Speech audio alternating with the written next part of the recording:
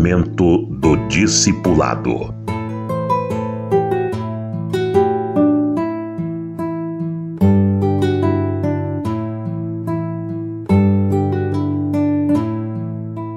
Deus vê, é sempre bom a gente lembrar que Deus vê os cristãos que cedem à tentação para praticar promiscuidades em oculto, achando que ninguém vê. Mas Deus vê, e aquilo que faz escondido, Jesus disse que em algum momento ele vai botar de público para todo mundo saber. A vida de um cristão tem que ser transparente, a vida de um cristão tem que ser aberta. Por isso há necessidade do discipulado. Mas se a pessoa é crente de igreja grande, só de reunião, nunca vai poder ter com quem abrir o coração, compartilhar.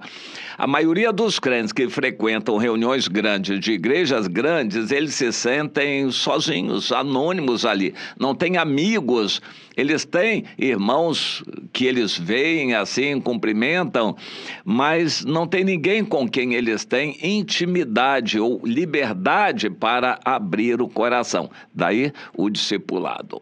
Eu gosto de lembrar que a gente evangeliza, trata todo mundo bem, ama os irmãos, a gente recebe de braços abertos, mas só contabiliza como irmão firme aquele que está compromissado conosco, perseverando. Essa é a diferença de um culto pequeno para uma célula, culto caseiro. Nós deveríamos dar culto a Deus sempre, todo dia, em todo lugar. 2 ou 3 reunidos, 3 ou 4, um grupo pequeno em qualquer lugar, em todo lugar. Não devemos só esperar reuniões grandes. Temos que dar culto a Deus em todo lugar, todo dia. Não é só uma vez por semana, não. Essa ideia de dia de guarda do Antigo Testamento induz a muitos erros, a pessoas que querem se lembrar de Deus só no dia de guarda, sábado ou domingo.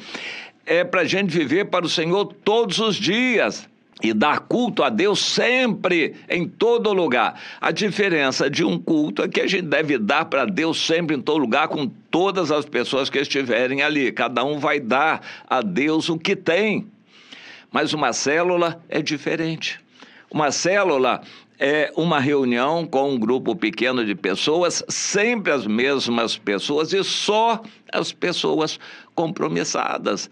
Temos que entender essa diferença, porque para Deus só vai contabilizar quem é realmente compromissado e não quem é assistente de reunião. Bom, nós vamos no discipulado ter liberdade. O assunto da célula é a vida de cada um ali. E a gente vai abrindo o coração. O líder tem que ter, o cristão que está fazendo um discípulo, tem que ter liberdade com o discípulo e dar essa liberdade ao discípulo de abrir o coração.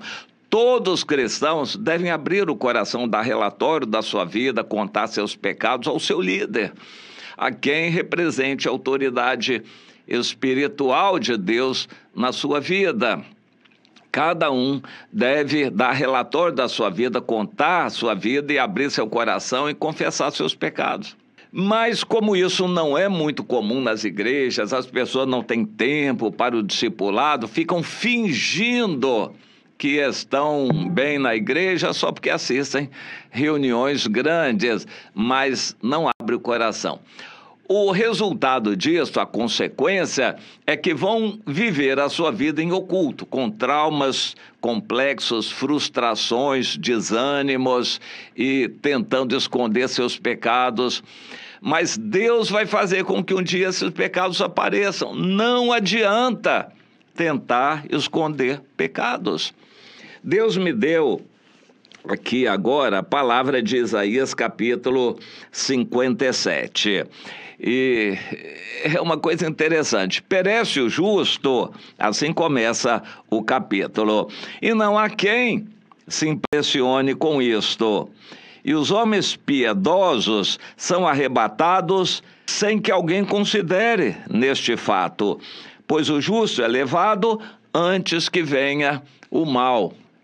Interessante, Deus tem a hora certa para levar cada um dos seus, mas ele gosta de vez em quando, ir levando um justo para despertar aqueles que ficam.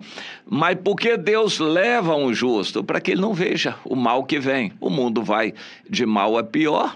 Então, quando Deus leva alguém, é um privilégio para ele partir antes que a situação do mundo piore e ele entra na paz. É o que o texto diz no versículo 2, e descansam.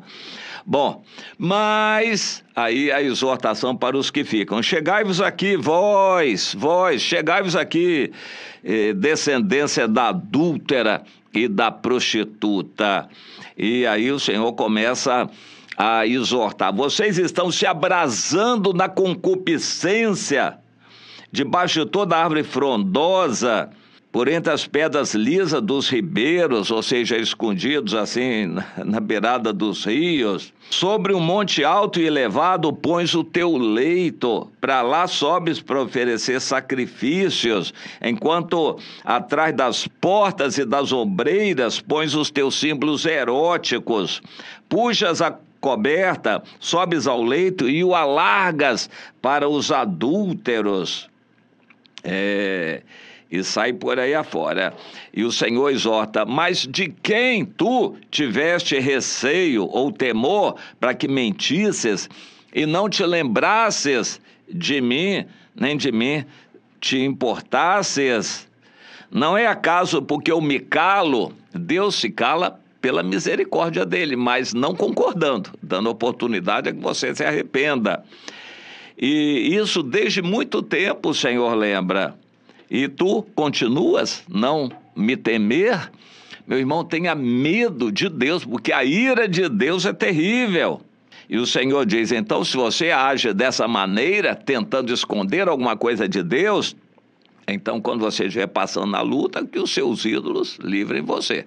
E o Senhor diz: aquele que confia em mim e anda com a sua vida diante de mim, vai possuir o meu santo monte, porque eu habito no alto e santo lugar, mas habito também com abatido e contrito de espírito, para vivificar o espírito dos abatidos e o coração dos contritos.